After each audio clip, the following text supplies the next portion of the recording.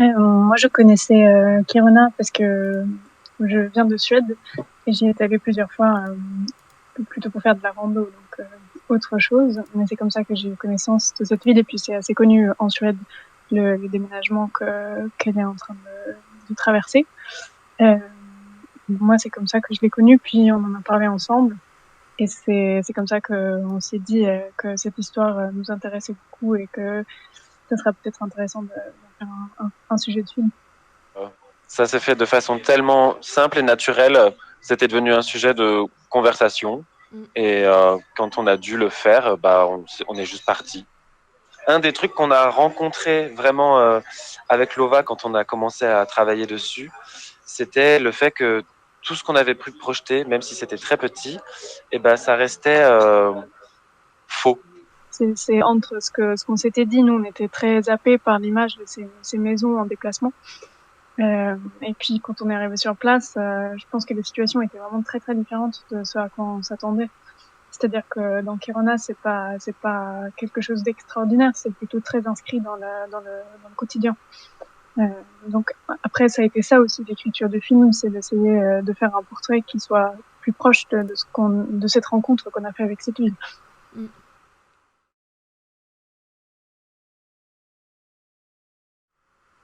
La particularité de cette ville, donc, c'est qu'elle est construite autour d'une mine qui est la plus grande mine de fer d'Europe.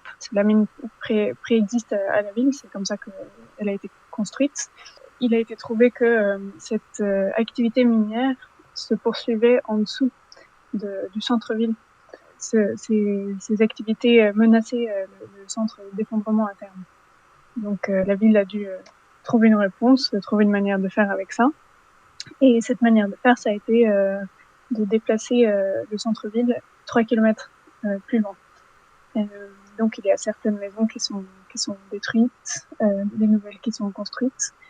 Et puis il y en a certaines qui sont déplacées d'un bloc. Et c'est celle-là que nous, on est parti filmer. Donc c'est 7 grandes villas en bois qui sont déplacées jusqu'au nouveau centre. Mais la particularité donc de cette ville, c'est qu'elle évolue avec cette mine et que c'est pas quelque chose qui est prévu de s'arrêter. C'est-à-dire qu'ils peuvent pas savoir où est-ce que l'activité minière va poursuivre. Donc c'est inscrit dans la manière d'habiter.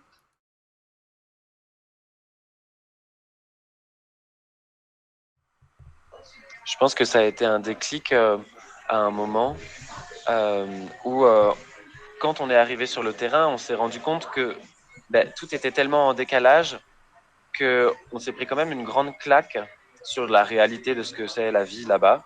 Si je me trompe pas, tu parles peut-être du moment où on a décidé que les maisons, ce seraient les personnages du film. C'est-à-dire qu'on a décidé qu'on n'allait pas plus filmer les dispositifs qui déplacent ces maisons-là. On les filme comme si elles se déplaçaient toutes seules.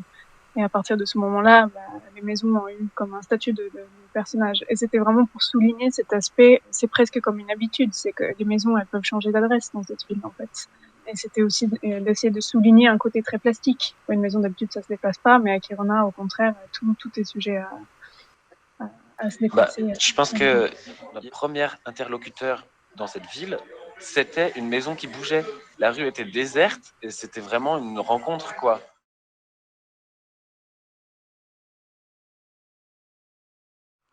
Oui, il n'y a pas eu de repérage du tout. C'était 7 maisons, 7 jours, du matériel, et on a fait sur On place. avait quand même une pratique un peu commune sur le travail de l'image plastique.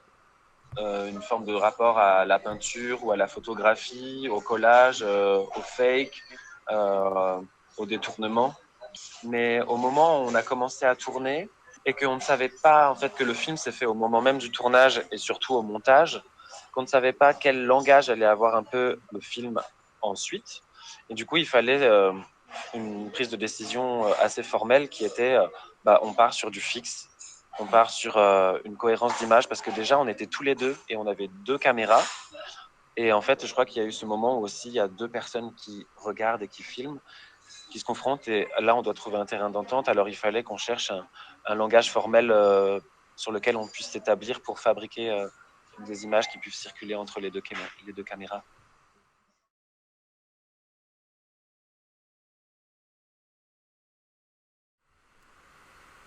s'y arriver assez vite, je pense, cette envie de rendre un peu poreuse ces frontières-là. C'était aussi notre manière de construire narration et une écriture. Ça rejoint aussi ce que Théo disait tout à l'heure. On a peut-être un esthétique plus qu'un type de photographie en commun autour du fake et autour des images un peu truquées. Ça a participé aussi à la narration du film et comment on a pu introduire un peu des petites bribes de l'histoire. Et le travail avec les lumières, ça fait partie du travail très conséquent sonore qu'on a réalisé avec Ange Hubert, qui est notre super ingé son. On a reconstruit tout le son. Il n'y a pas un seul son d'origine. Donc c'est pour créer comme ça une enveloppe sonore. On se demandait comment représenter ce qu'on ne pouvait pas représenter. Et du coup, c'est ce qui a fait qu'on s'est concentré sur une partie hors champ du film, qui est aussi la mine, qui est d'autres événements comme ça. Ce qu'on nous a dit aussi, c'est que si jamais une maison était menacée d'effondrement, le premier signe, ce serait que l'électricité, elle ne marche plus, parce que c'est pris dans les câbles, c'est pris dans toutes ces choses-là. Et donc, on s'était nourri de cette idée-là pour faire ces fenêtres qui clignotent un peu en dialogue entre des bâtiments, comme s'ils étaient presque touchés par ce déplacement. En fait, chacune de ces décisions se sont faites très soudainement et elles sont toutes profondément liées. Et du coup, à partir du moment où on avait aussi établi que les personnages principaux étaient les bâtiments, on s'est demandé comment les rendre mobiles, les rendre vivants, et il fallait qu'à un moment, ils aient un langage. Et du coup, le langage, c'est quelque chose qui s'est mélangé avec d'autres informations trouvées sur le lieu même.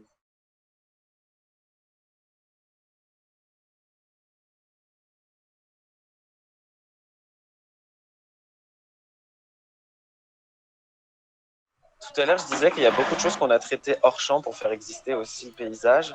Et il se trouve que, vu que tout s'est décidé au moment même, une part de l'écriture s'est faite dans le fait de se prendre des refus, tels que de pouvoir accéder à certains endroits. Et du coup, la question était comment représenter ces endroits et ces situations auxquelles on n'a pas accès. On s'est retrouvé à devoir travailler avec la maquette parce que ça nous permettait par exemple de représenter la mine et le point de vue global de la ville sans en avoir techniquement accès sur place.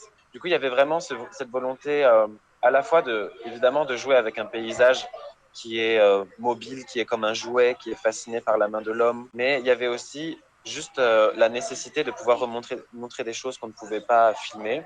Et du coup, il y a un accord qui s'est fait entre ces deux faits. Par exemple, il y a des images où on filme de l'intérieur d'une maison de poupée. On voit des intérieurs, comme si on était à l'intérieur d'une maison qui était en train d'être déplacée.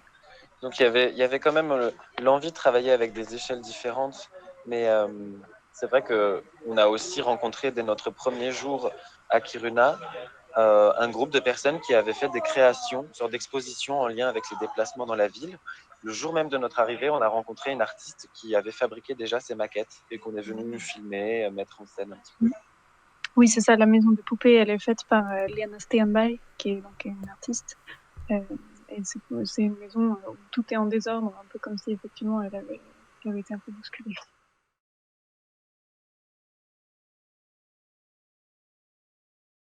On a fait beaucoup d'interviews avec des habitants de Kiruna qui nous ont inspirés après pour justement les bribes de récit.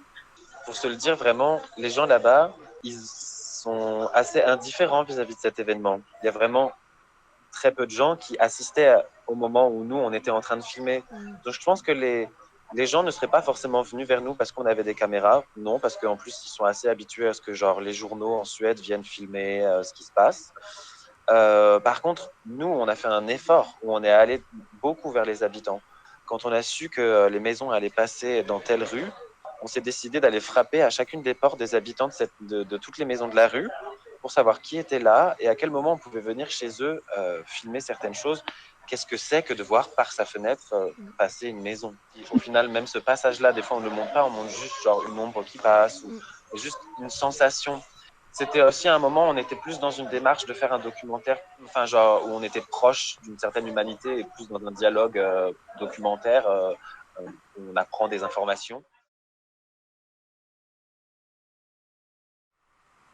Le film, il a eu un parcours dont on est très très heureux. Il a été d'abord la première, c'était aux Visions du réel. Il a été en documentaire, il a été en fiction, il a été en expérimental. Donc ça, c'est un peu ce qu'on voulait aussi. Moi, je trouve en tout cas que c'est assez chouette que ça n'a pas tant d'importance. Il peut être plusieurs choses à la fois. Ensuite, il a été, oui, il a eu un super parcours en festival. Ce truc où quand on a commencé ce film, on était encore étudiant, on était encore à l'école. Et il y a eu aussi cette rencontre quelque part avec la sortie d'école et arriver dans la réalité. Du coup, ce film, il nous a vraiment accompagnés. Et c'est ce qui a fait qu'on a pu créer des échanges comme ça. Mais au début, on ne s'attendait pas du tout vraiment à entrer autant en contact avec le milieu du cinéma. On pensait plutôt que ça allait être un film qui allait être un film d'exposition, un film de musée.